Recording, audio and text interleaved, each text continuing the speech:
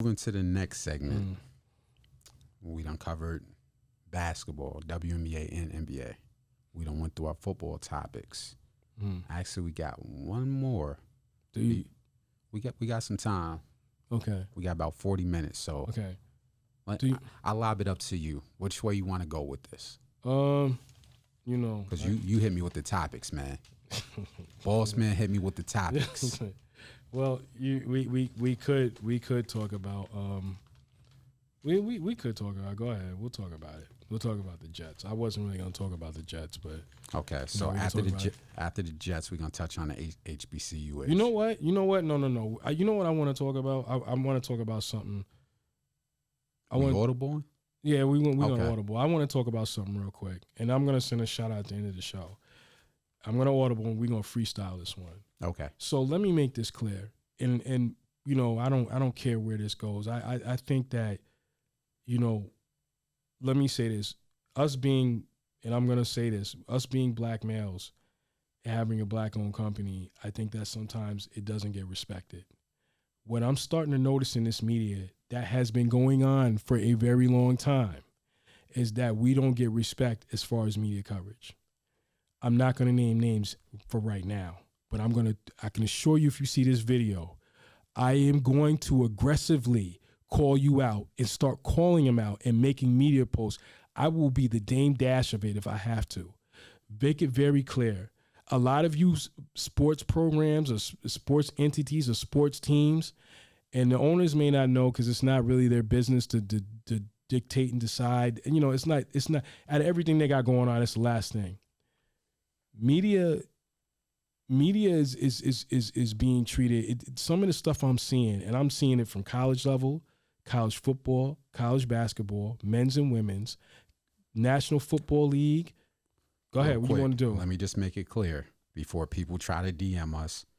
We're not talking about one specific situation because we've been in a media space for over 10 years. Yeah. So before anybody gets their jersey in a bunch, we're not talking about one person. And it's not. We're not talking about one specific year. We're talking about a culmination from 2010 to 2022. I just wanted to make that clear before somebody get their jersey in a bunch and try to DM us. Go ahead. What I'm seeing is that they're not giving the opportunities to black journalists, and I don't know what the issue is. I keep hearing it, and let me make this clear. What will shock a lot of people is the people that run the media credentials look like me, and they're not letting us in. So I don't know what it is that we're not doing to make sure that we're not getting the credentials that we're supposed to be getting. But it's funny. I know people that's been in those rooms. Trust me, I do. I know a lot of them. And I see some kid that's from school that's playing on his phone, playing whatever games that these college kids are playing on their phone, and you're giving these kids opportunities. And they don't deserve them. They're just sitting there playing around, not being who they are. And let me also make this clear for those other young black journalists. You see these writers. Let me tell you what else happens that I see that's very disgusting. And I just want to make this as an extra point. We ain't going to be on this topic long. I just wanted to make this clear. And I always said when I had a platform, I was going to say it. These young black women and these young black men and these young Spanish men and even some of the kids, even some of the young white kids that all want to, jump into the media.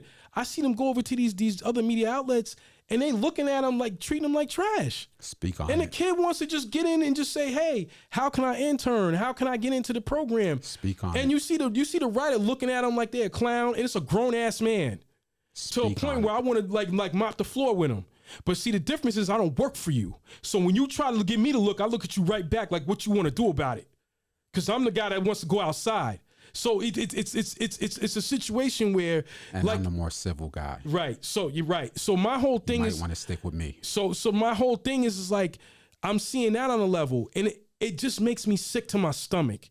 And I'm looking at these kids that want to be down and want to cover the game. Because let's be honest, man, you got one writer sitting over here and you got these bozos that are writing, asking the same stupid, idiotic questions. So you ain't do your research on the sports team. You ain't do your research on a player. You don't even come to all the games. You just come to a game. And let's go here. This is the best part.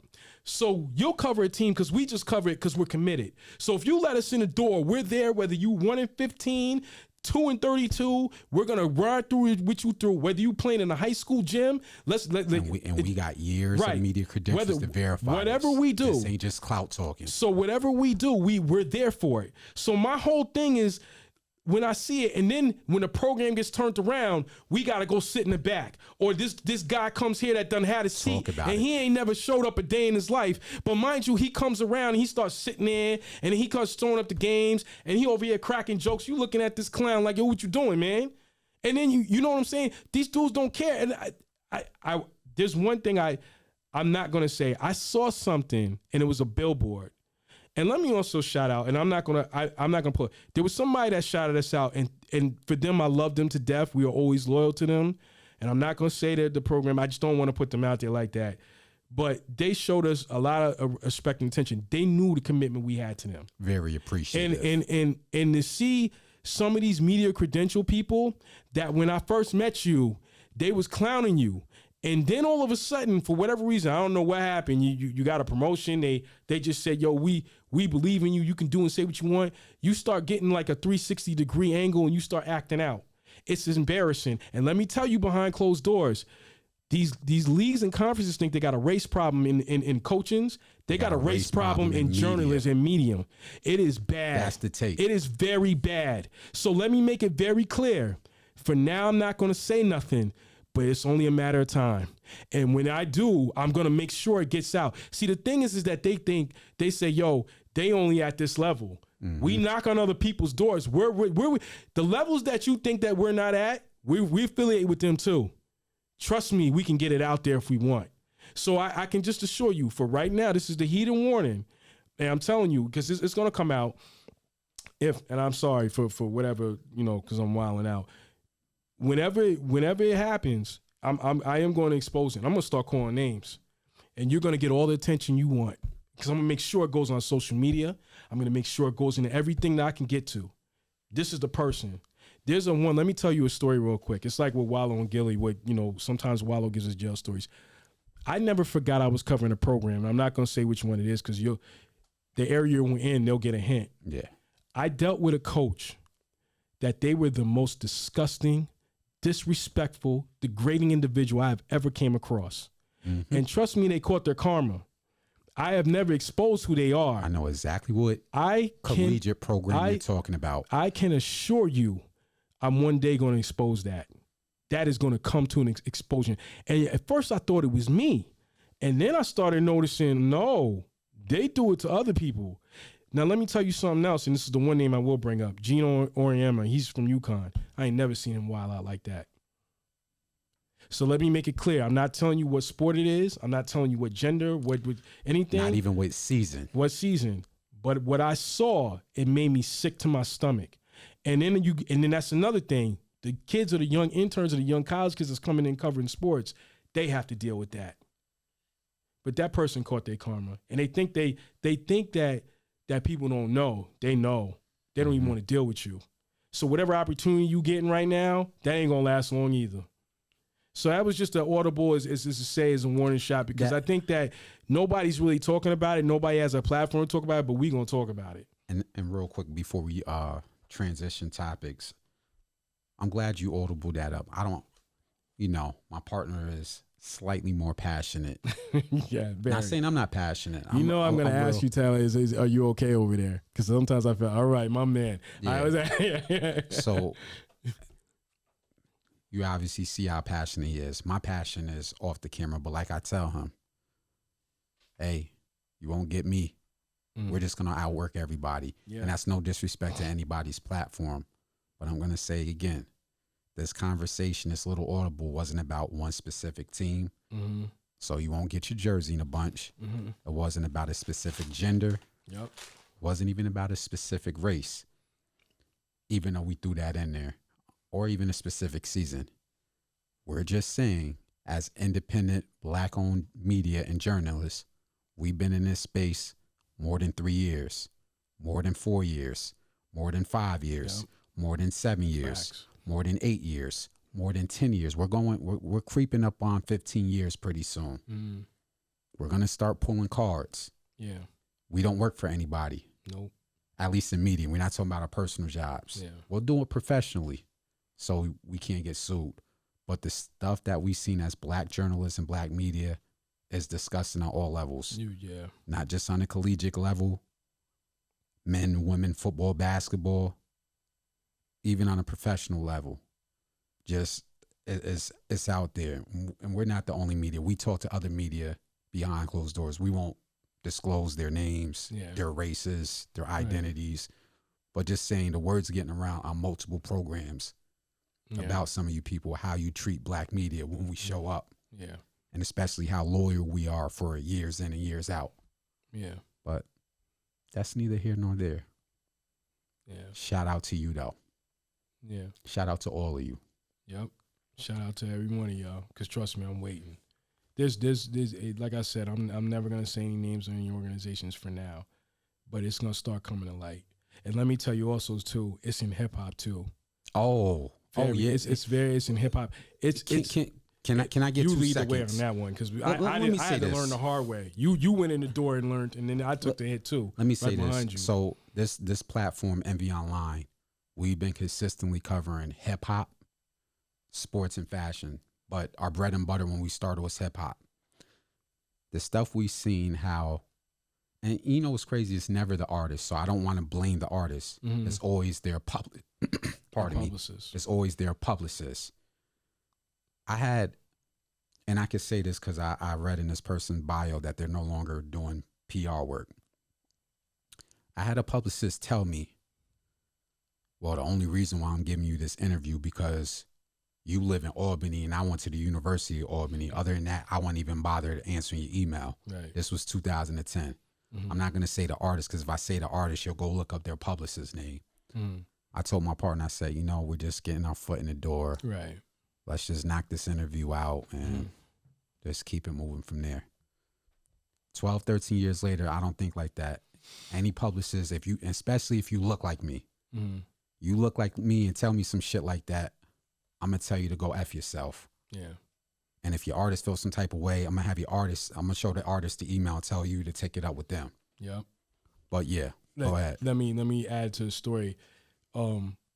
I think that's very sick too on a hip hop level. And you artists need to know better.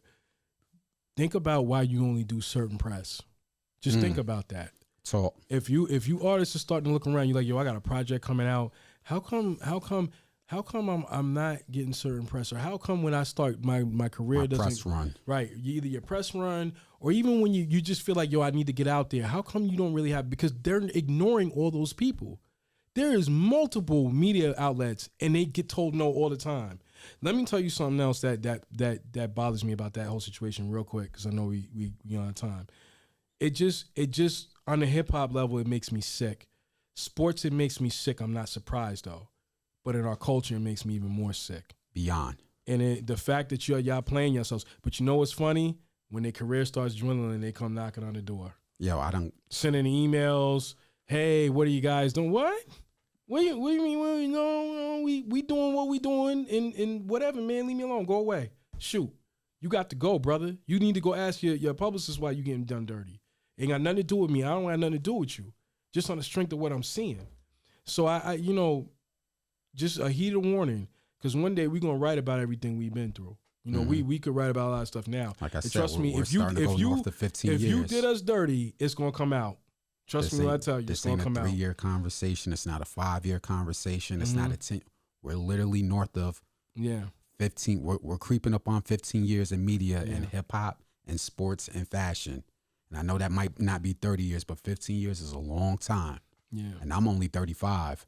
Yeah. So I'm still young with almost 15 years in media.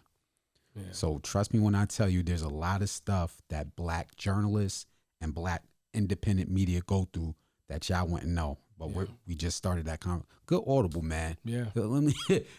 No doubt. Good audible on that. Real quick, you know what? One question I want to ask. I want to ask the NFL why there's hardly any black media in none of the outlets at the games. Can you split screen this? Because I want him looking in and I want me looking in. I just want to make sure I'm going to say this one time. Why is there no black media outlets at the games covering the games? Come on, we're waiting. Matter of fact, when you do that research, start looking into the person that runs the media credential because they look like us. So why don't you have any black media outlets? And don't give me the token one answer. Because that's going around. You're sending your minority media communications person to do your dirty work. Facts. So you won't get called out on it. Facts. Next topic. Good audible, hell of an audible. Yeah.